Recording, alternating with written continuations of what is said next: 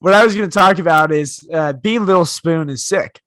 I love getting wrapped up like a little bean or something like that. I love Who being Little doesn't? Spoon. A little bean? I was gonna say like a little pig in a blanket. I like being a Yeah, little there you pig, go. little piggy. Yeah, being cuddled is the best. I mean, being Big Spoon kind of sucks because you're the one that has to do the cuddling. Like if you're Little Spoon, you're the one that just has it happen to you immediately. There has never been a time where I've been Big Spoon and my arm hasn't completely fallen asleep and gone numb. And it's the most Exactly. uncomfortable feeling in the world too, because you can't move your arm because then you're the No, dick that doesn't want to yeah. spoon. Like, well, fuck it. Sometimes cuddling really feels like I'm going to church. Like I just want it to end and I'm just sitting there in pain. I'd rather be watching sports right now. Yeah, which thank God I updated my setup. I'm not going to move my camera or anything, but I have like a little mirror beside my monitor right here, and my TV's back behind me. I'm like watching football in reverse right now. It's fantastic. I just remembered I have to turn on the Raiders Bengals game right now. As we're recording the pod, it is 4:30 on the Saturday. Shout out to the NFL for scheduling their games today. I think the first topic of conversation for our podcast would have to be an apology to Georgia, Jesus Christ! but Let's start it off. it is a half apology though, because I don't apologize for what we said. What we said, I think, was right, and I think our pick was right. Like I think picking Bama was the right move. I know that sounds stupid, obviously in hindsight. I know it sounds stupid in hindsight, but if Bama had won that game and I had picked Georgia, I would have never been able to live with myself. Yeah, And, like I and also, apologize. We apologize for being wrong, but we'll do it again, and we won't regret it. Exactly. We did not learn our lesson. The point is, we didn't learn anything. No, we are dumb, But dumb people. I will say that we did give credit to Georgia.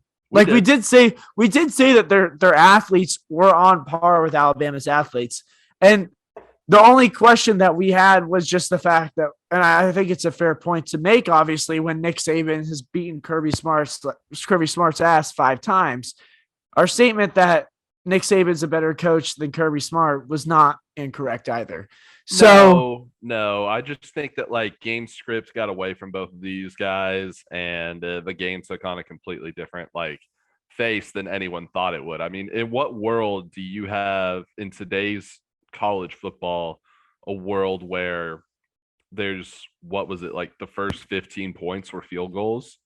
Like that doesn't happen anymore. So I mean, I don't know. I don't feel bad about it. It was a weird game, and Georgia beat the fuck out of them. So I mean, cheers. It was good for Georgia. Yeah. I think if any, like that was the best way for Georgia to win. It wasn't controversial. Oh, that was the only way Georgia would win, and a slugfest at the beginning, and just getting that offensive line beaten up to a point where you could control the fourth quarter. So producer Gage is in the other room, so I'm going to go ahead and look at camera 1, and I'm going to take a second to apologize and say I am actually very sorry, because I don't think I went too hard at Georgia, but the fact that I said it doesn't matter for like these 5-star guys being there after Williams went down and we saw legitimately 30 drops by these 5-star freshmen that they kept on talking about. They're like, yeah, this dude is a stud. He's good. No, they all suck. Like I will never trust a freshman receiver because that is horrible. And I have never been more wrong in my entire life. And I apologize on the spot. And I am walking. Imagine that first episode of the pod to the third episode. I'm already walking back a take already. Just no, I apologize. It was bad. What I was gonna say though, that first half of the game was like unbearable to watch. It was not like, I know people say that they like defensive slug games and shit like that, but I just don't believe them. Well, you don't. There's two groups of people with it. It's like the people that are like big football heads, like me, who like I live for that type of stuff. Like you could hear the pops in that game, like popcorn, like throughout the entire game. Like, it was a loud ass game with all the contact in it. I love that. But to the average fan and like even lesser than that, and maybe even like a little more to where they're not super football heads, seeing And even less, and then you find Nick. There's Nick somewhere on the lower end of that. For me, my spectrum for sports fandom, my spectrum for sports fandom is I like to watch the Nickelodeon games. No, I will say I do like defensive slugfest, but at the same time, I do like when they're completing drives and they're finishing, or if it's just a quick 3 and out. I think the ugly part of that game was the fact that you had these teams driving to the other side of the field, and then they just couldn't score to save their fucking lives. Oh yeah. I would prefer if like neither team crossed the 50-yard line, before the half. But the reason why the first half of that game was just so obnoxious to watch were just the amount of field goals was disgusting. I mean, hearing Kirk Herbstreit say that Bama is 3 for 3 on field goals in the red zone in like the third quarter was like, what do you mean? Yeah. How many touchdowns do they have? Well, they have none, Grant. What do you mean they have no touchdowns? That is the best part about Alabama, is that their kicking is always questionable. Like, that's the only thing you can hang your hat on Alabama, is just the fact that they solid this year, though. It was solid in the national championship. The 1 year that their kicking was good, they lost. Right. The 1 year they had the kicker. It's like it's literally like when the Warriors went 73-9. Yep. And then lost because what did LeBron have 23 field goals? Free throws in that game? And like game 4, that series was insane because Draymond got kicked out of the 5th game. We would have won that game. And then, or was he booted out of the 5th or the 6th game? I forget. It was the 5th game because he played game 7.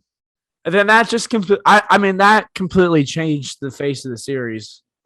Yeah. If we're going back. I do have a second topic. Oh, go ahead if you want to keep. It's not about basketball. I had a second topic, and I'm going to set you up for it. So we'll go to yours here in a second. But this one, it's important, it's current, and I'm confused, and I need help. Okay. I need you to explain this to me like a 5-year-old. Like I'm a 5-year-old. What happened with Drake and the Instagram model? Oh. Yeah, no. So I was a little bit confused too. I'm still confused. I've tried to research it, and I have no idea what happened. Yeah, when somebody, am I still connected? Yeah, you are. What's the over under at? We had it at 3.5, and so far you've already hammered 2 in the first 5 minutes. 2 mic fuck ups. My mom's gonna get me a new microphone for my birthday. Shout out to her. Yep. I was gonna say I was a little bit confused because the way my friends described it to me, they said that that he somehow like sprayed hot sauce on this chick or whatever while he was having sex with her, or that he put on the condom with hot sauce. Was my first reaction. My first reaction was that he put like Tabasco or Crystal. We can even talk about on this podcast what our favorite hot sauces are. That'd be another good discussion. We're gonna after get into that. Yeah, we'll get. I have a feeling we're gonna get into it already. This is gonna be the hot sauce podcast. This is the hot sauce episode right here. What hot sauce is the best poison for cum? Which hot sauce kills the most semen? That's what I'm looking for. That's the next question card. But so apparently after having sex, he knew that this chick wanted to take his cum. So he went into the bathroom. And here's the other question we have to ask about it is, where is he keeping the hot sauce? Because apparently he quickly took the condom, poured hot sauce in it, and then she took the condom and like tried to use the cum. So he was sneaky with it, which means he probably has like a tiny bottle of Tabasco just in his like shirt pocket or something. It's just laying around underneath his bed, which is clever as fuck for Drake. I really appreciate the move. The fact that Drake is fucking with condoms is honestly kind of surprising, but it's definitely safe. Oh no, it's not. After what Pusha T did to him, exposed his child to the entire world. Yeah, no, he is friends with Tristan. You cut out. He is friends with Tristan Thompson, probably. Oh, most definitely. I mean, Drake single-handedly ended the Cavs run when he started becoming a Cavs fan and put the Drake curse on them. So that's part of it. But so the story I read about Drake in the hot sauce was that they met up on Instagram. Someone slid in someone's DMs. He went to the bathroom after they met up. He went to the bathroom, put on a condom, came back out, and started hitting it. Then, used the condom for what it's worth. Went back to the bathroom after. He had like a little Taco Bell pack. Like, I don't think it was okay, yeah, but a little pack, ripped it open. Diablo sauced that boy up, threw it in the trash can. Then went back out to the room, and the girl's laying there, and she's like, "Hey, I have to go to the bathroom." Went to the bathroom, and then tried to insert said condom. Yeah, and it just went like pure lava up into her womanhood. And yeah, that was the second part of the story, which I obviously forgot to mention. But well, I obviously figured that was a given. That the point that she tried to insert it in, it didn't go well for her. Imagine Drake's reaction being like, she fucking tried it. She like just walking in there, just knowing what's happening, because you did that for a very obvious reason. Like, that's why, like, the purpose that you put the hot sauce in there, and then walking back into the bathroom be like, I knew you were gonna fucking do this. Yeah, she must have felt like the biggest fucking idiot ever. Oh, she's suing him. Yeah, no, I mean, she has no right to do that. But what's the lawsuit? What I wonder what the law is, because I feel like they both committed illegal acts. I mean, I definitely am on Drake's side here. Don't get me wrong, but from the eyes of the law, in which case everything's fucked up, I think that she probably does have some sort of case. Like, I can imagine. That's Drake's property. I have no fucking idea. The law is so fucked up these days. I tell you what, the law, you have no idea about the law. Who bought the condom? That's who bought the condom. What I was going to say, though, is I would think it funny if Drake had his own like custom line of hot sauce for semen prevention. Yeah. And, like he talked to scientists and he was wondering like, hey, how do I make it so this chick can just absolutely not have babies with me? And the name of it has to be Ghost Pepper for ghosting her. You know what I mean? It has to be one of those. That's one of those little buttons. But my favorite, go for it. The big thing I had a problem with is that this was the perfect spot for Eli Manning, who's now doing a bunch of commercials and a bunch of television, who's the new Frank's Red Hot guy, saying, I put that shit on everything, to just do a commercial. That's great. I put that shit on everything. That's a great fucking commercial. This is why you're in marketing. This is why you're in marketing, buddy. The brain. I was going to say, I'm not a fan of Eli and Peyton in the media, first of all. That's just a random tangent. Okay. Because, well, I'm half a fan, half not. They have no real talent in terms of media other than just being bubbly and idiots. Like, the fact that they're the Manning brothers is what makes them the interesting. Like, that's what draws the appeal. It's just the fact that they're the Manning brothers. So they pull off these goofy, stupid jokes that literally no one else. Like, imagine if I went up to ESPN and I said, oh yeah, I want to do all the same content that the Manning brothers do. They would say, this is the dumbest shit I've ever heard. You're an idiot. Get out of my face. Exactly. If I said, oh yeah, I want to do a Watts cast where I say, oh gosh, the Watts cats where I talk like in Southern accents. So I say, hey, big brother Grant, these guys are absolute goofballs on the field right now. Like, when I told the ESPN producers, like, that's the show I wanted to create, they'd say, get the fuck out of here. But the fact that it's the Mannings, like, obviously it draws the appeal. That's my only issue with them in the media. the thing I wanted to try, my second tangent, you brought up Frank's Red Hot. Apparently, Frank's Red Hot makes a michelada now. Oh wow. Yeah. I already saw your eyes on that. You're intrigued. Yeah. Frank's Red Hot Curious. makes like its own, like it's basically a beer Bloody Mary in a Yeah. can. And I really want to try that. That sounds delicious. Have you ever played Tall Boy Roulette? No, I haven't, but I've wanted to. You know what it is though, where you get like the Yeah, little yeah. bags, cover up all the tall boys, put them in the fridge. Explain it. We can explain it. So, Tall Boy Roulette is where you go to a gas station with however much money you want. You grab several tall boys. You have little like lunch bags, brown paper bags that you put over each can in the fridge, and you go in there. And first one you grab, you have to drink, and it turns into pure. You know, when I played it, we had everything from like a Tall Boy Bud Light to a Four Loco. And Yeah, that's what it's everything in normally is. between. Yeah. Yeah. So it's so much fun and very dangerous, but so much fun. Yeah, I really want to try the Frank's Hot Michelada. I will say in general, now that we're on to the flavors and alcohol topic, I tried the Topo Chico hard seltzer. I don't remember loving it. I don't think I've had that one. So Topo Chico has a hard seltzer, Okay. which is, you know, if you're not from Texas, that's obviously like a huge Texas thing. But yeah, it was solid. It wasn't great. I'd say, weirdly enough, the best seltzer I've ever had is the Mamitas hard tequila seltzer.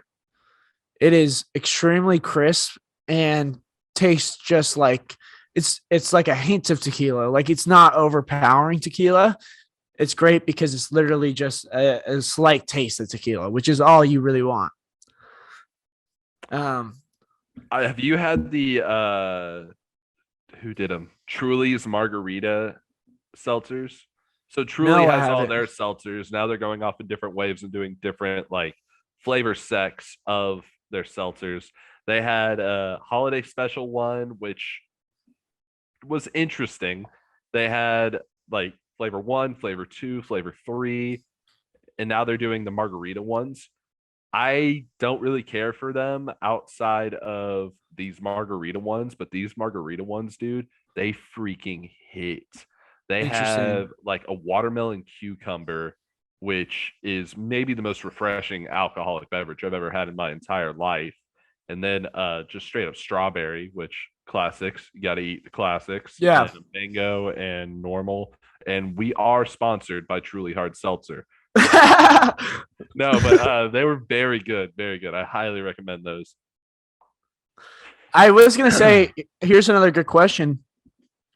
What non-alcoholic brand would you most like to see collab with like an alcohol? For example, like Frank's Red Hot is a great collab for. Well, Sonic was beer. the obvious answer. Why Sonic? Have you never been to Sonic? You, Buddy, you remember this in 2020, summer of 2020, when I was in Dallas. It was my first time going to Wendy's. good lord. I haven't been to completely forgot Outback. about that. I haven't been to Applebee's. I went to Applebee's for the first time. I haven't been to Chili's. I haven't been. I need to go to Outback. Did I say Outback already? I really want to You go said there. you haven't been to Outback, yeah. I haven't been to Outback. I want to go to Olive Garden. Haven't been there before. I want to go to Texas Roadhouse. I feel like that needs to be on my list of things. to Texas go to. Roadhouse is a good one. They have the best rolls in the entire league. Yeah. But Sonic is yeah. America's drink stop. That's their Okay. whole big tagline. They have like over 2,000, more than that, a shit ton of drink competition. Sonic entire has thing- to be the worst restaurant to pick for an alcohol collab ever. No, A it's- drive-through. Just I kidding. swear to God. I No, people swear are to just God. sitting in their cars. People are just sitting in their cars like 5 hours. Having Sonic girls roll up in rollerblades and shit and roller skates, and they're just feeding them drinks, and they take off on the Imagine how road nice after that would it. be, though. Like it's the most dangerous and the most horrible. But you have a girl on roller skates bringing you ocean water, which is just a water like a blue coconut Sprite. It's already Malibu, pretty much, and then you turn that into a hard seltzer. The government would do like an analysis on all the wrecks that have been happening on the highways, and they pinpoint it to every single Sonic location. So the thing about Lubbock, another thing about Lubbock, this is Grant's Lubbock every section. episode Lubbock section. There's a Sonic on like every corner of Lubbock because people like it's so spread out and everything's so far away that what's stopping for 5 minutes to get a quick like sweet tea on your way to wherever the hell you're going or whatever the hell it is. And so you get your Sonic drink. And what we would do in high school is we would go back, get the Sonic drinks and drink about half, mix them, fill the other half. Yeah, that would be our mixers for the night. So we already knew when Sonic announced that they were going to do hard seltzers. Every kid from like Lubbock that I was talking to, it's like we've already had these. It's gonna be great. It's gonna. We already. I feel like it'll be worse in the can though. It's not. It's really? Not. It's not. The ocean water Sonic hard seltzer is elite. See, because I feel like those Sonic drinks, without even going there, have to be so sugary and like potent that they can hold alcohol well. That's true. what you need that's when very you. True. Which is why, like, I feel like the organic pouring vodka into a Sonic drink. But as you said, I mean, I obviously agree with you. If you say the seltzer's good, the seltzer's good. But I thought it final. Exactly. No, your opinion. You know how they say everybody opinions are like assholes. Everybody has one. Mm-hmm. Our assholes are like super big though, so our opinions matter more. Mm-hmm. We have the biggest assholes, so our opinions matter more. Another one that would be a good collab though would be McDonald's just for their Sprite. Yeah, they'd have to figure out how to make that Sprite thicker though, like to hold the alcohol, because I feel like a lot of times Sprite gets overpowered. Or also too, but if you what can happen? Sprite, the McDonald's Sprite hits different. No, I agree. Exactly. No, that's what I'm saying.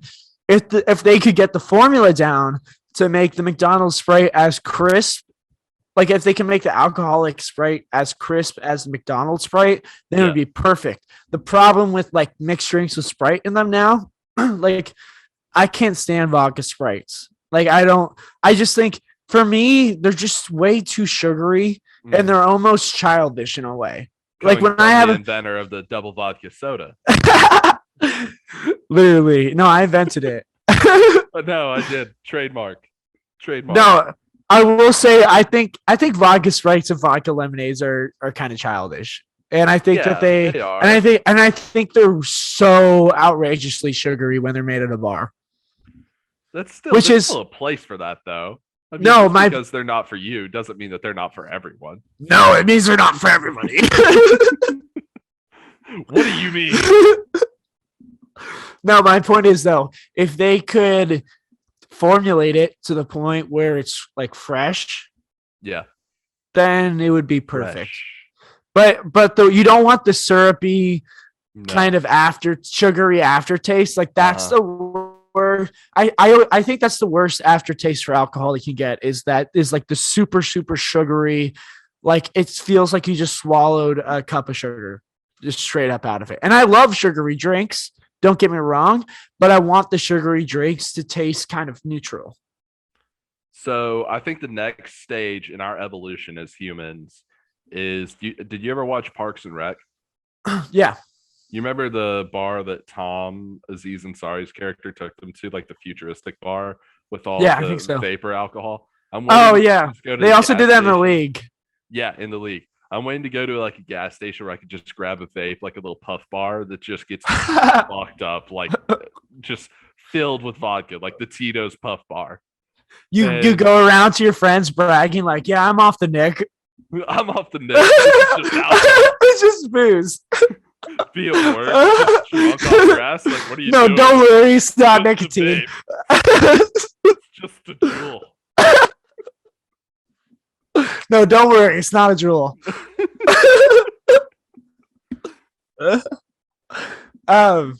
In terms of other collabs, though, other hot sauces should really get in the mix. Like if Crystal made a Bloody Mary, I love Crystal. Crystal, I know is like Louisiana special, pretty much.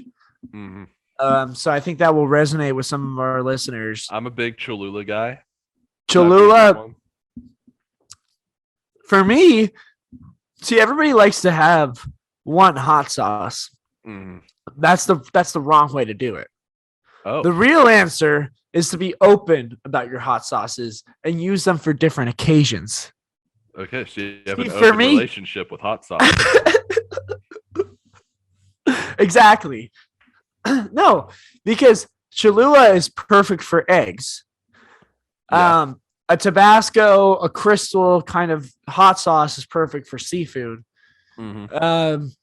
So you really, for me, if for you to have like a good repertoire of hot sauces, you need to have one for every kind of occasion. I'd recommend 3 hot sauces per person. Wow, 3. Yeah, I think three's So- I think three's a solid number. And for me, my 3 are Crystal, Cholula, and then normally I'll just go out of the box or out like just choose something that's completely different, like not a name brand, but for the sake of an argument, like Frank's Red Hot would be because Frank's Red Hot is perfect for meats and grilling. So I'd say those would be like my 3 kind of things you have to hit. Are breakfast foods, you always need a hot sauce, and I think Cholula because it's got such a thick flavor, and like a lot of breakfast foods aren't very naturally like have a lot of flavor in them. Like they're definitely filling and taste good, but like with eggs is the perfect example. The egg flavor isn't like overpowering or anything, but if you add Cholula to it, it's incredible. You're nailing the breakfast hot sauce Cholula. That one I am so on board with because No, Cholula is that's by the main far and time I away. use Cholula. It's fantastic. Cholula is by far and away the best breakfast hot sauce. Yeah. And I think Tabasco and like Crystal, those type of like bayou hot sauces are great for seafood. Like I literally just had oysters and I had I think I had Tabasco with it. I also had for the first time an oyster shooter, which was sick. I got served a shot of tequila with a shot of Bloody Mary mix and an oyster. Okay. That sounds very It was amazing. intense. It was amazing. I don't know if you like oysters though. I love oysters. I can't do the Rockefeller oyster with the cheese on it and shit though. Yeah. That drives me insane. When I see people do that, I literally just want to punch them in the face. Like you are ruining a great thing. It just be like, oh, you know what? Cheese would be great on this. What asshole said cheese would be great on an oyster? You know? That's how I feel. That's how I feel about a majority of meat and seafood in general, especially sushi too is a great example. There are some restaurants that just love to like pack mayo and all this fried shit and stuff. And like, don't get me wrong, I love that stuff, but it's sometimes way too overpowering and you just got to let the meat talk. You know what I mean? Sometimes you just gotta let the classics play, man. It's the same with burgers.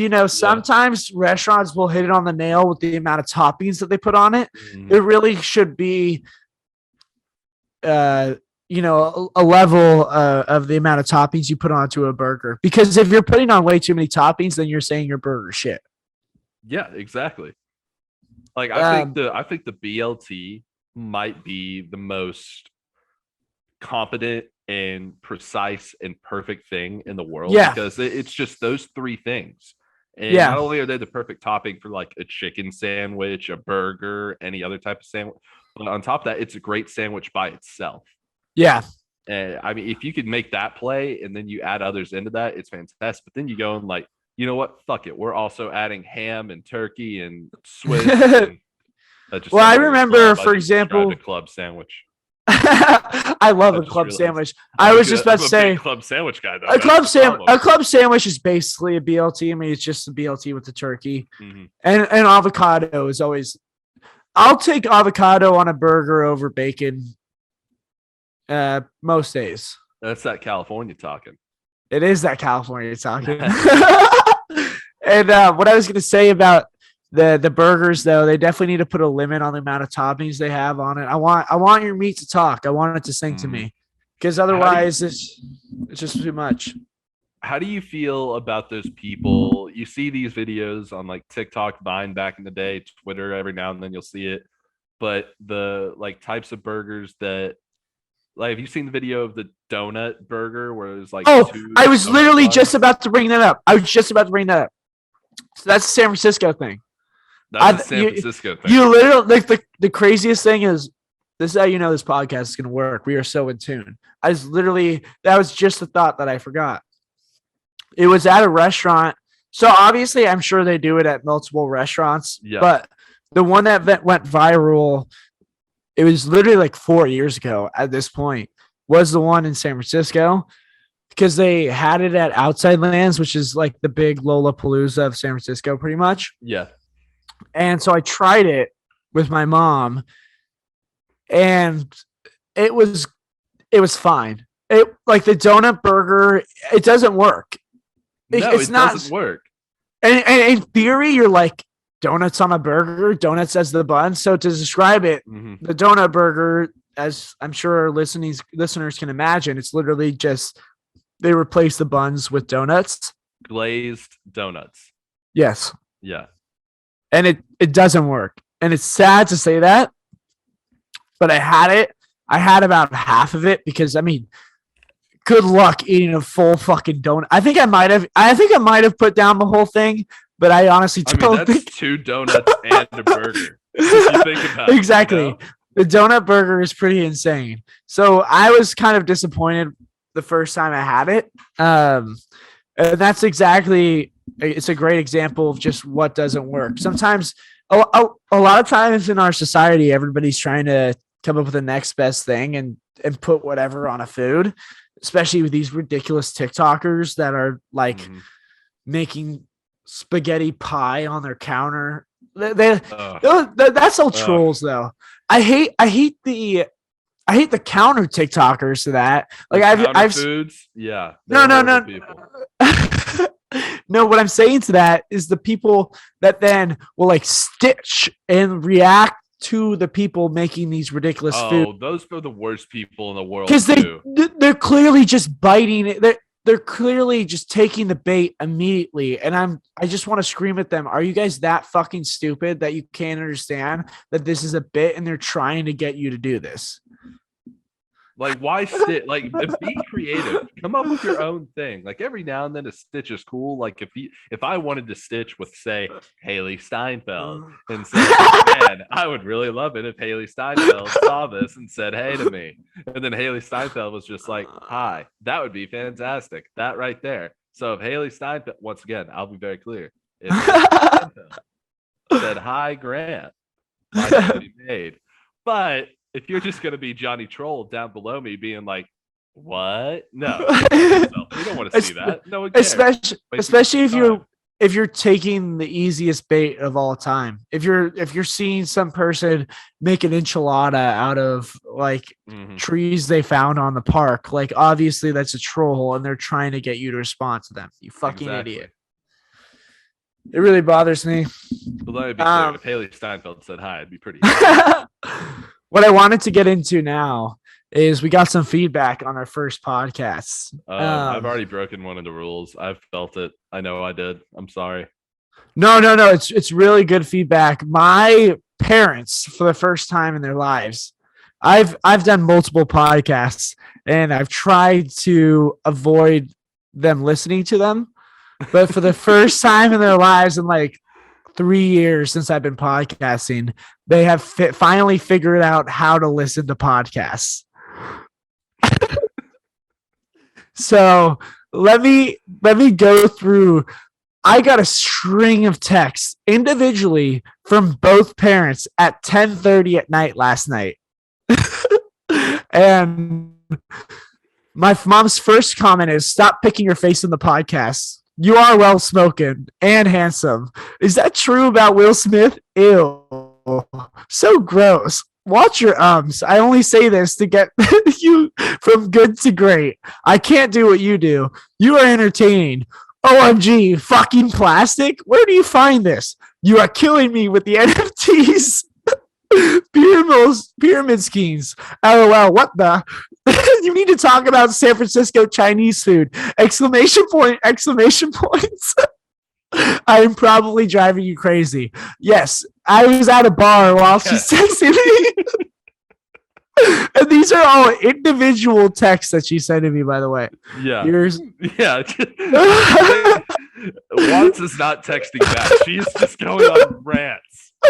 And now you see where Watts gets his personality from. Oh, we haven't even gone to my dad's yet. You can tell I'm the perfect blend of my mom and my dad by what I'm about to tell you. Better than I am. You are quite impressive. I love Grant too. Adorable. I find your show funny. And then she said, "I hope the Olympic Club doesn't kick you out." Because that was the sweatshirt I was wearing is to my club.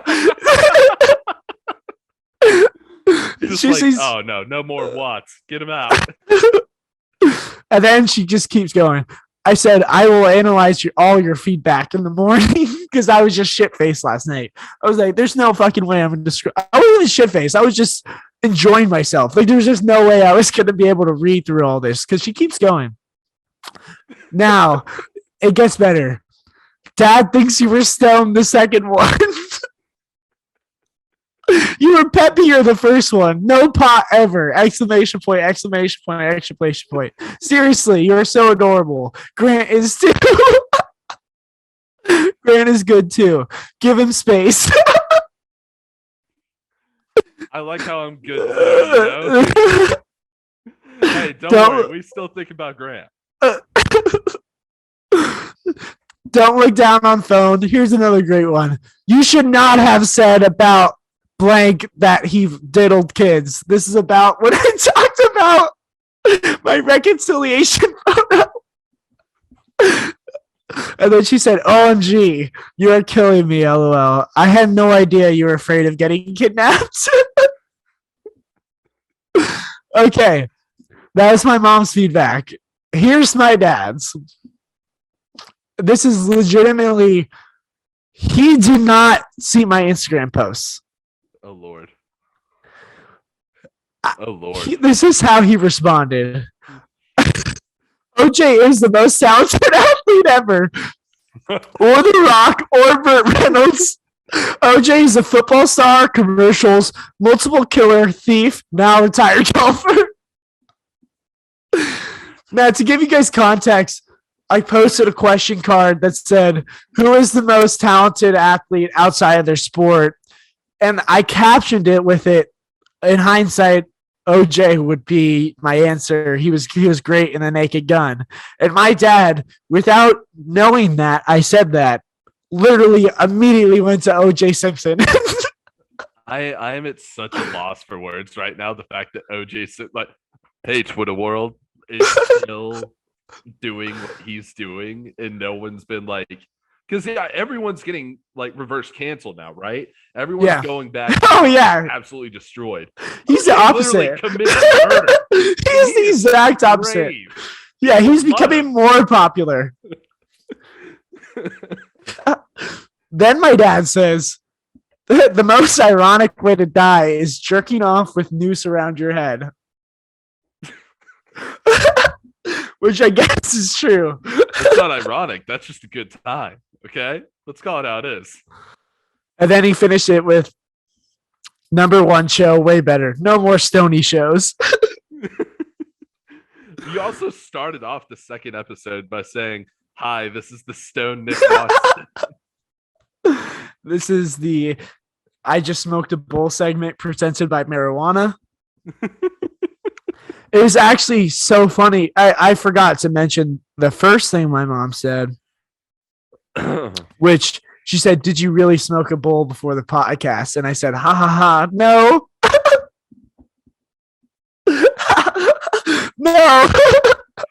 mom is just a personality. Don't listen to the third episode where I laugh about it. Yeah, exactly.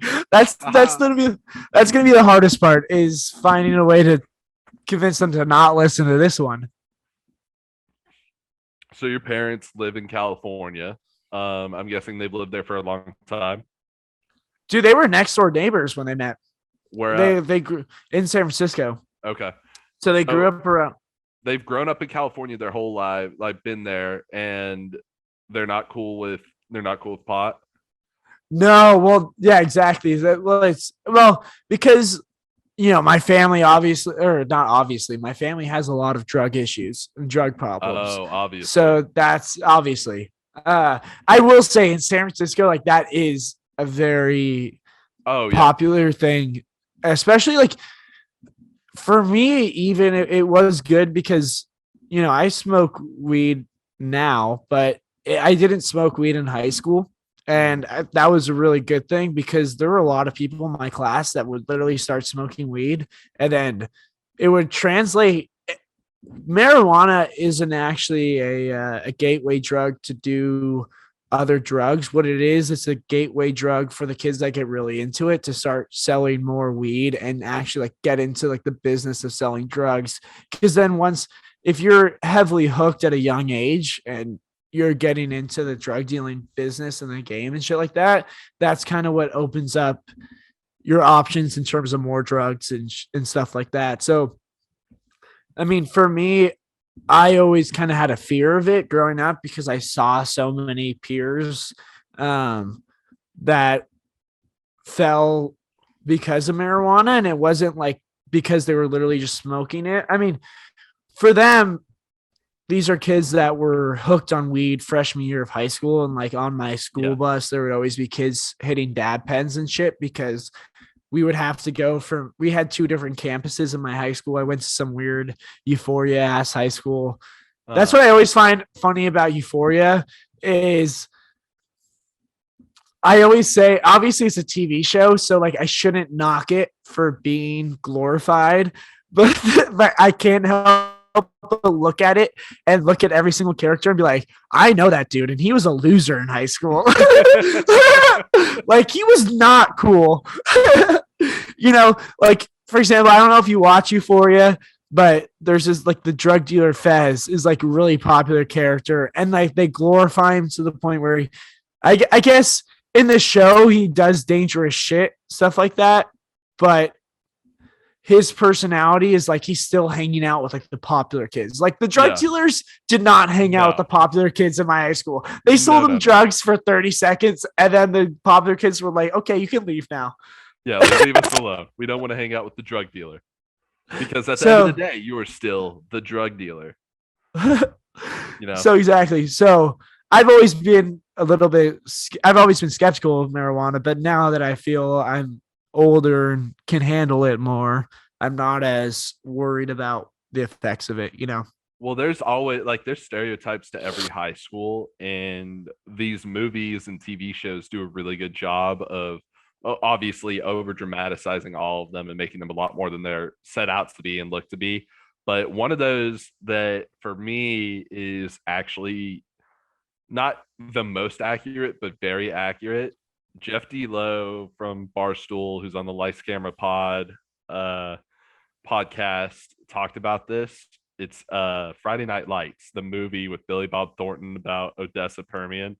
So Odessa is an hour and a half south of Lubbock, and we grew up playing Permian in high school, and playing all the surrounding schools, all that. And those the tropes of the guys in that high school, the parents, the town, how everything lives and dies with West Texas high school football is the most accurate thing I've ever seen in my entire life. Because there were drunk dads who all they cared about was football. There's the coach who everyone either hated or loved depending on how their kid was doing.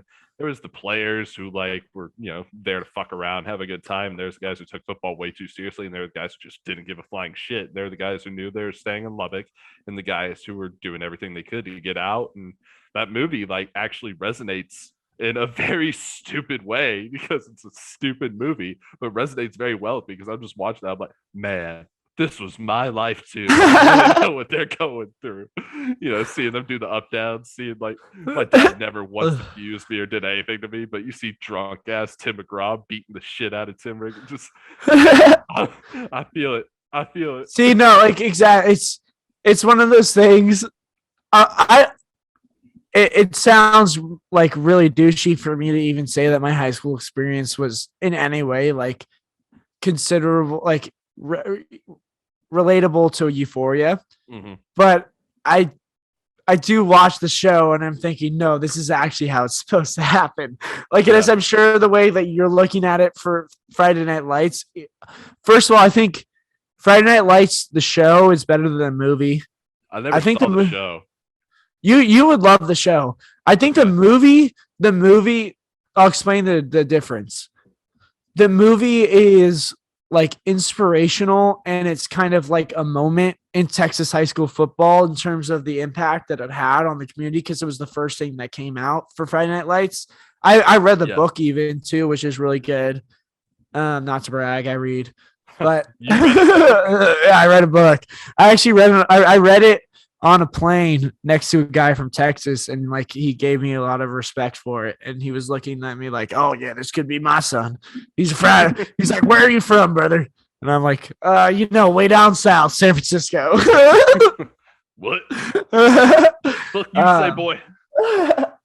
So I think the movie's impact and like it was a very good movie.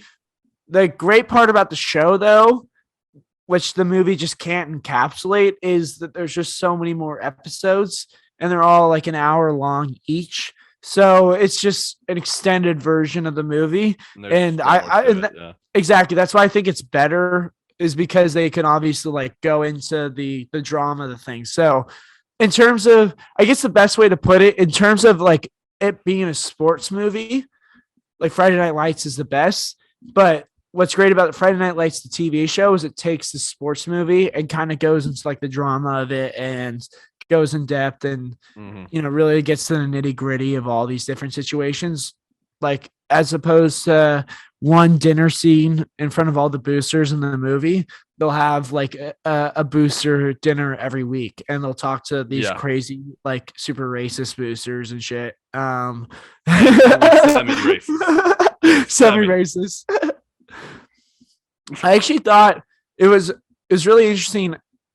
It came out in the news that the main actor in Succession, it's the old, patriarch of the family. I forget. Costner. Kevin, fuck off. You asshole. I was literally about to say Kevin Costner with a straight fucking face. Like, oh yeah, Kevin Costner said. No, whoever the old dude was.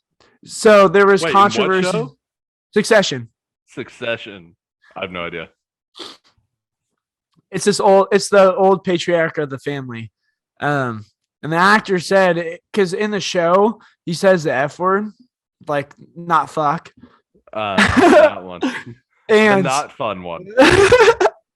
And it was really interesting when he said it, because there were fans and like executives at HBO that were trying to tell him like, hey, like we need to take this out of the show. We can't have this, produced. But his argument, which I thought was really fair, was that, look, this is supposed to be portraying reality. Mm-hmm. Like, you go up into like the wealthiest people on earth, and I'm sure those fuckers are saying the hard. Dude. I'm sure they're throwing around some hard ass here and there. And so I was are any of these fuckers saying the hard F word using through the walls? So I thought that was a really interesting take on it, because Friday Night Lights, I'm not sure if it happens in the movie where the guy says the N-word, right? Yeah, it's called hard R. Yeah. Yeah. And I think it's one of those things where it's good to have them in the movie. It's not good to have in the movie, but it's a realistic representation of what happens. Yeah, exactly. It shows you, 100%. It also shows you the reality of it as opposed to what we want the reality of it to be. You know what I This mean? is this is also a good callback to earlier when O.J. Simpson was simply acting like he killed his wife. He didn't actually kill her. He was Yeah. acting. That's showing how talented he You is. can appreciate an artist's art, but you don't have to appreciate the artist. You know.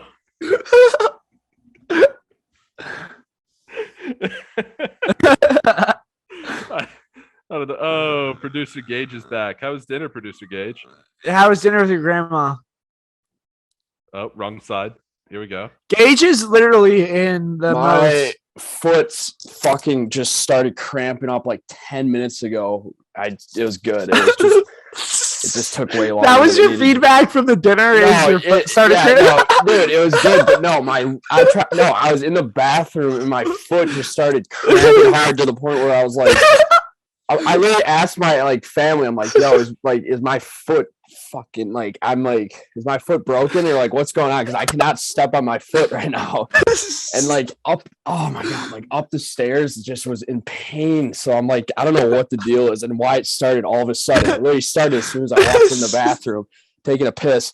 I'm like, why is my foot just like, I have like a sharp pain coming right up into my foot right now. And then it just kept getting worse. And now This is the I'm like, most producer Gage has ever talked. oh my god. Because he's in crippling pain from the foot injury. So yeah, it's just like I'm gonna massage the shit out of it while you guys are talking. So I mean, I'm probably gonna roast up here because I'm in pain and I need to my His medicine. medication. Yeah, Yeah, his my medicine. medication. Yeah, I need Thank it. God it's legal where you are.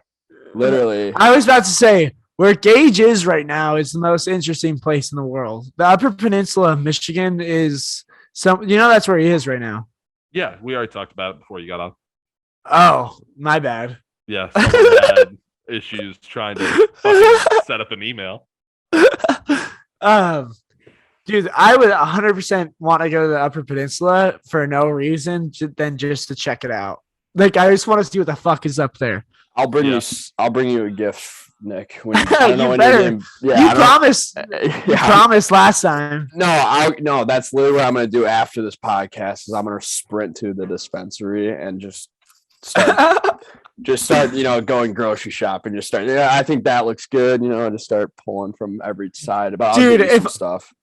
If I lived in the Upper Peninsula, the only thing I would do every day, especially in the winter, is just go to the dispensary. Like, what else is there to do in the Upper Peninsula?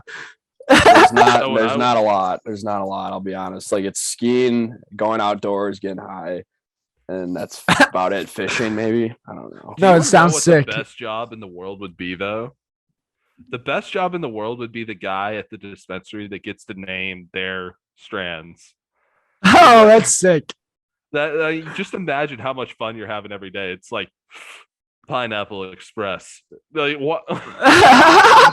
That's great. That actually would be sick. There's there's a dispensary in San Francisco, and there's Oh, no security. way. You know way, bro. There's actually, believe it or not, there's a dispensary in San Francisco. No, there's one dispensary I go to has this big Samoan dude that sits outside and all he does all day is play the ukulele. And he is like, he's half of him is like, this guy could break your body into two. And then the half of it is he's like playing somewhere over the like this massive like 300-pound Samoan dude who All looks like he tatted up played with all the Bibles. Yeah.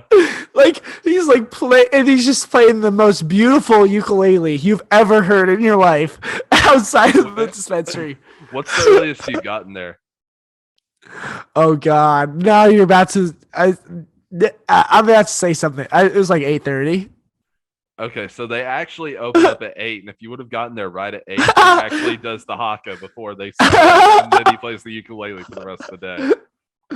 I was not happy to admit that I went to the dispensary at 8:30 in the morning. I was just in Colorado with a couple of my buddies, and we went to a dispensary that was right beside our cabin that we got, and we got there. We were gonna go to Pagosa Springs downtown all day, which it's not really a downtown, but to the town center, walk the streets, all that, go to a few breweries up there. and they opened at 8, and we all got up at like 7, and we're just like, yeah, fuck it. So we went, Yeah. just walked in, first people in, and it was great. It's the first place I've seen it. I'm sure every place has this, but living in Texas my whole life, I don't really see Yeah. dispensaries ever. They had a room in the back that you could go to on your way out that had all the like their in-house strands growing. Oh, that's sick. Yeah, and it had like a little like video that you like got to click the button on, and it just gives you like the full breakdown of what it is, Yeah. how they make it. That's awesome. It was actually What- really cool. There are a few things I'm excited about. Obviously, like the combination of bars and dispensaries is Mhm. gonna be sick. And then the second thing I was gonna say, I never really went to dispensaries when I was like in high school. That's I feel like for most people in general, you don't really go to dispensaries until you turn 21 because Yeah. it's especially since it's such a new thing. I mean, Especially obviously, since it's the law, but yeah. yeah, Yeah. but it's like this is the law. No, but obviously, like I had like it's Oh, like shit, he's right. most people that go to a bar are like 21. Yeah. No, but there were obviously some kids in my class with like med cards and stuff. Yeah. But going to a dispensary now, like in state or going to a state that has dispensaries, because like right now I'm in New York, doesn't have dispensaries except for medical ones. Eventually, they're gonna have them in like a few months, which will be fun. Yeah. When you can access a dispensary, I mean, you just feel like a kid in a candy store, and you're like, "This is how buying weed should be." Could you literally It's feel so like much you're fun. going? You feel like you're going to a corner store too. It's Yeah. so fun and so easy, and the discounts on it are And they insane. are so Like- helpful. Like they know Yeah. exactly what they're talking about. And I'm sure they're just trying to sell you. Which they sell me every time. But they are so helpful and knowledgeable about every one of the products that they have. They're like, oh, this one is actually really great for waking up in the morning. It'll have Yeah, light for the rest of the day. Give you that good buzz. And you're like, oh, that's exactly what I need. It's like, well, this one's actually really good at helping put you to sleep and mellow you out. It's like, that's also what I need. Here we go. what I love about the dispensaries is that they're self-aware of like the fact that like weed isn't exactly the best drug. Like I remember going to a dispensary, they were like, "What kind of tolerance do you have?" And I was like, kind of whispered, I was like, "Pretty high." they were like, "Yeah, I get it. Like maybe you should try this stuff. Like it says it gets my buddy over here. It says it gets him going throughout the day." And just the fact, because you expect to go to a dispensary and for them to be like, "Oh my God, weed is like the best medicine in the world." Yeah. And like, it'll help you do this, this, and this. But I feel like so many of them are just like casual smokers, and that they smoke so much. The fact it's like, no, this isn't exactly going to help you out in life, but it is fun. It's the first place I've seen it though. The one I went to, I forgot the name of it offhand, whatever, but they had a not local, but Colorado State winning strands for like each for I'm completely sativa, hybrid, indica. They had a Yeah. platinum award winning sativa that they're completely sold out of. And I'm like, you make it here. Like this is like you said award winning. This like, it's on the doors. You walk in, try our award winning whatever the fuck. I want the award winning whatever the fuck. And I can't get it. Speaking of weed, Oh, more. these two people right here, we have MGK and Megan Fox are officially the weed. And all I have to say about it, I'm sure most people have seen the pictures of MGK proposing to Megan Fox this weekend. Whoever MGK's fashion designer is needs to be fired. Okay. Did you see the referee shirt? I mean, imagine you did. Yes. He looked like a retired That- locker guy that just kept on his gear as he walked out the door and never changed. It is legitimately the worst shirt I've ever seen in my life. And it'd be one thing if he wore it like if he wore like the experimental Foot Locker shirt to a bar. Mm, It's wore it another to thing. propose to Megan Fox. He wore it to propose to Megan Fox. Oh, that And is which such crazy an that ugly you're shirt. saying- It's crazy that you're saying this because you're usually so high on everything MGK does. Me? Oh, look, I have no problem. I have actually no problem with MGK. There's so many of these weirdos on the internet. They're like, "Oh, MGK's stealing my girl." Really? I was like, he's not stealing your girl, buddy. Let me tell you that. He's stealing Shia LaBeouf's. Yeah, he's stealing somebody way above your pay grades, girl. I'll tell you that much. I bring up Shia LaBeouf every episode. I love Shia LaBeouf. There's nothing. I really don't have anything wrong with Machine Gun Kelly, and I do love his like punk shit that he's been putting out recently for sure. Like that stuff's been awesome. But that So, shirt if you is just so bad. If you were truly in love with a very famous icon that everyone has probably touched themselves to at one point in their life, regardless of gender, someone has touched themselves to Megan Fox. And we all know the exact picture I'm talking about. Transformers 1, leaning over on the car, looking up, sweat everywhere, dirt flying in the air. She was my first boner. Of course. And that's a different tangent for a different day. But As Well, I you- mean, I was legitimate- At your I- girlfriend's place right now, and you're like, just hold up. You're like, First owner. but by the way, boys, like staying at my. Hey, I don't think she's gonna get too upset about me getting my first boner when I was 8 years old. Yeah, well, Transformers. 'Cause that was literally how old I was when that shit came out. I was like 7, 8 years old. I forgot how old I was, but the movie, and I'll go back to my question in a second, but the movie was Kangaroo Jack. It was the girl in that. Oh, in I the love waterfall Kangaroo Jack. scene. You know what I'm talking about, though? The girl is Yeah, in yeah. the waterfall. Yeah, it was that. I was like, oh, what's going on here? Things are happening. And yeah. Everybody that's listening to this podcast, drop everything you're doing right now, smoke a joint, and watch Kangaroo Jack, and you'll thank me later. You will. Yeah, you will thank me later, buddy. That movie holds up. But my question for you is, if you were with a celebrity icon at that level and she was like, I think we should drink each other's blood, solidify our relationship and our love for each other, do you say yes, or do you stab her with a wooden stake thinking she's a vampire? Is that actually what she said? The article came out after it that said that they drank each other's blood. Yeah, that's crazy. I mean, I'm not crazy, right? Gage, I know. Well, no, you're not crazy. I'm just thinking about it. I think MGK is the type of guy that would want to do it. Like that's why they're perfect together. It's like Well, I was you gonna ask say, you ask MGK that question, he's saying yes immediately. Well, I think Army Hammer would have been better suited for that instead of him. But that's a different conversation. I think Army Hammer probably isn't going to have a relationship for a long time. Imagine getting into a relationship with Army Hammer now. God. And just knowing everything too. Yeah, that poor girl. Imagine like the dirty talk they have too. It's like, yeah, I can't wait for you to eat me out. And he's like, oh, you don't even know.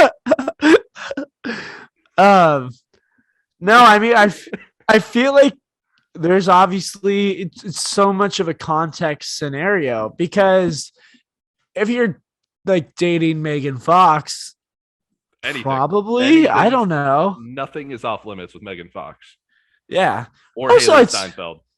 Also, I'd say too, it's easy for us to say this as outsiders, like, oh, I would never drink the blood.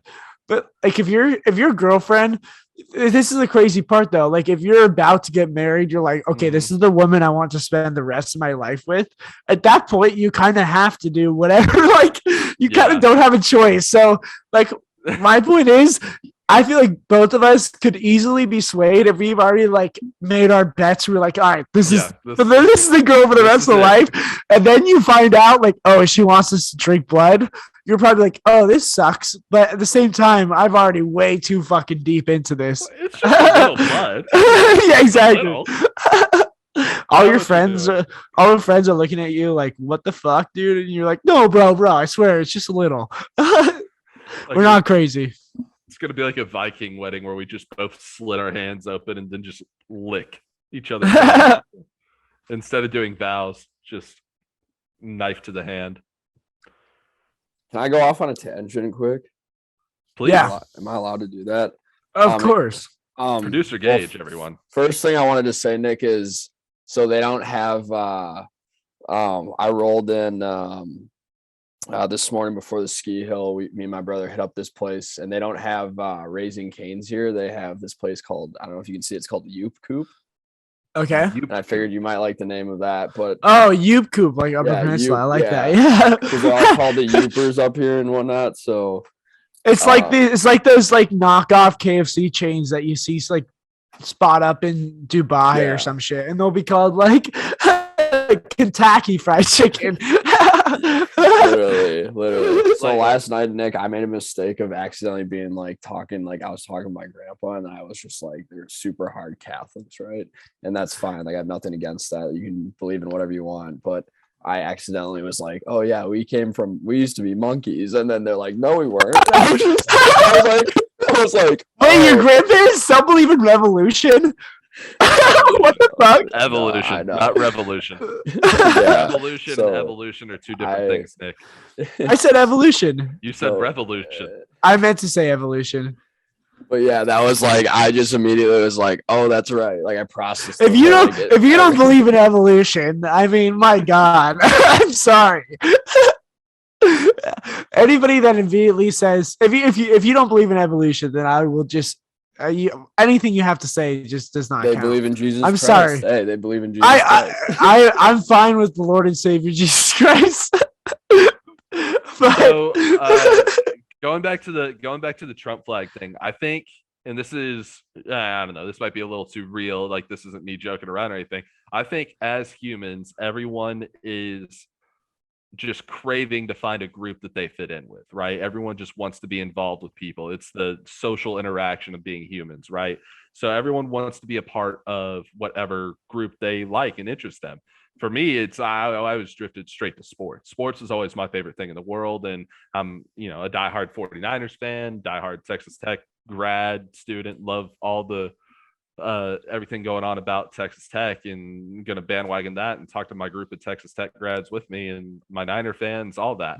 But for some people, they don't have an interest in sports, don't have an interest in like Twitter groups or anything like that. Their interest goes straight to politics because there is a huge following there and a huge inclusiveness, and it's really not one way or it's not like you can't really dabble in both. It's either you're one or the other very solidly.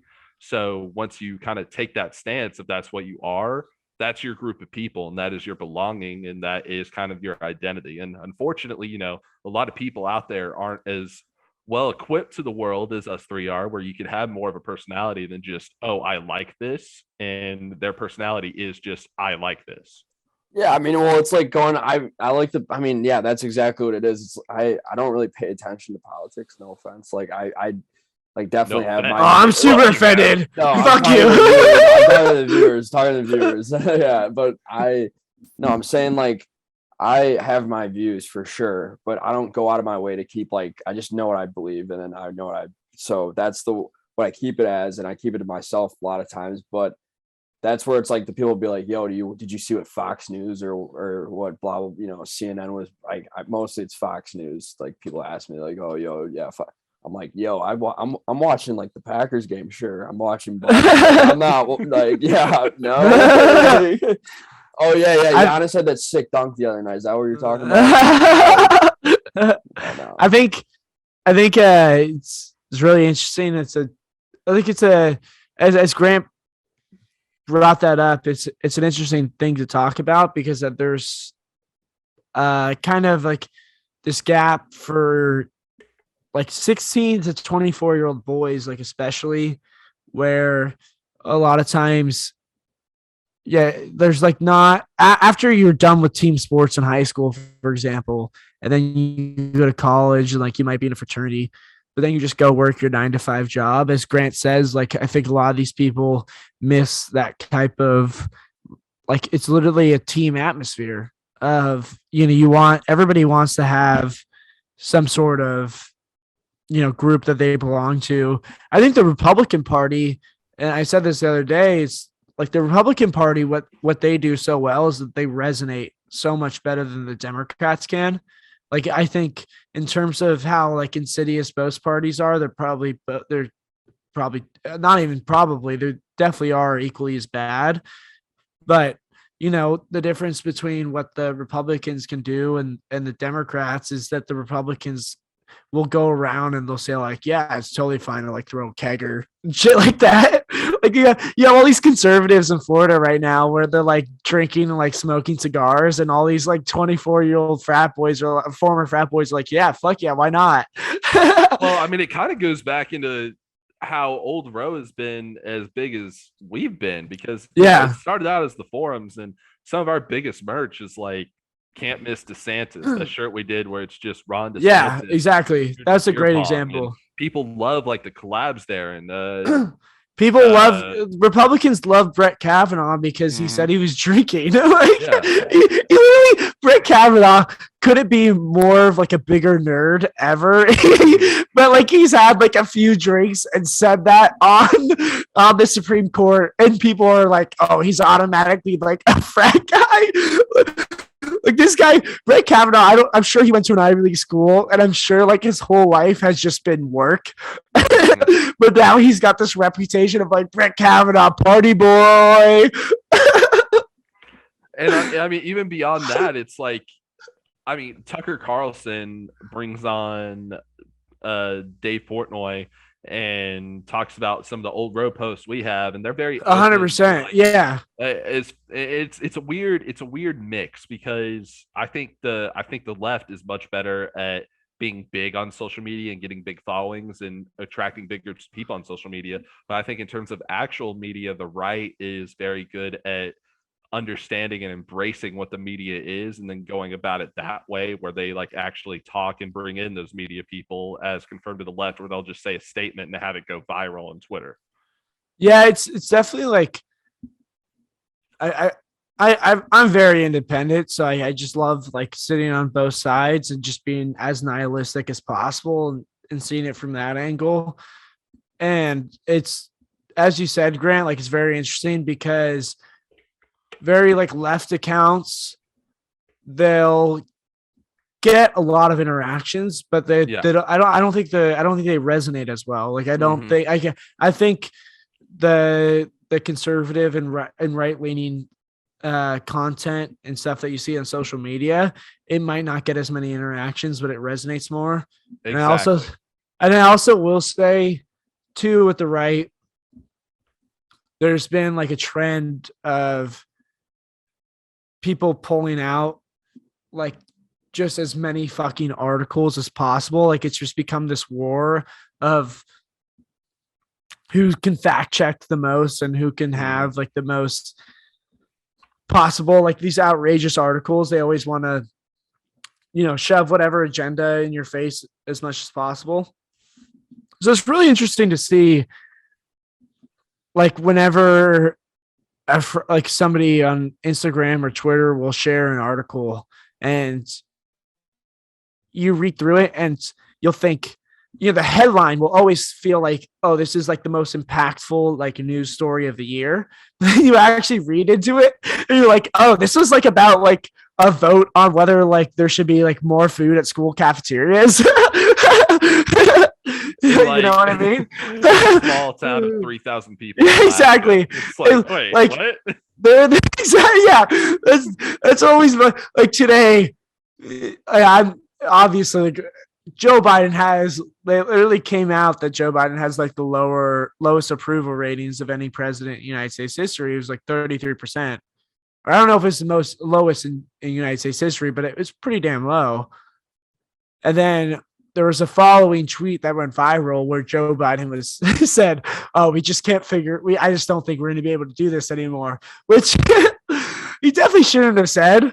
At the same time, I will say it's the first time Joe Biden's ever been honest. Yeah. Like you wanted him to be honest. He's being honest. He said he couldn't do it. So like it is a weird thing as society. We kind of have to be like, okay, well, we kind of got what we asked him for. We asked him for more honesty. But I'm just waiting for them to like try to fully just cover the other side too, and just like try to buy their way back in. You just see Joe Biden on like TikTok live, like, answering questions in the comments and doing like a dance at the same time. It's just like trying to like get his approval rating up whatever way he can. Like what I would love that. If you were president, how would you get your approval rating up? Exactly. That's a great question. The first thing I would do is I would publicly say I would also drink Megan Fox's blood. Instantly on the topics. Like soda and all the water fountains. Soda and all the water fountains. That's my first move to get my approval ratings up. The Monday after the Super Bowl is a national day off. That's a big one right there. Oh my God, that would immediately skyrocket your approval rating. I don't care who you are. You are OJ Simpson for president. That's his one stance. That's his one thing he's going to do. That the Monday after the Super Bowl is a national holiday, but wins instantly. That was what was so funny. That was honestly what was so funny about Trump being president, was just the fact that like our country could have been going through like the worst turmoil in history, and then he would like come out with this like major headline that was like it was Kodak Black gets a presidential pardon. Yeah, exactly. We don't care. Hey, 21 Savage is back in America. Let's go. Holy shit, he freed ASAP Rocky from Sweden? No way. Thank you guys for listening to episode 3 of Drinking on the Podcast. It's been a real pleasure. I'm your host, Intern Watts, Zach Grant Caravelli. I'm going to go smoke a bowl, which is why we are taking this break.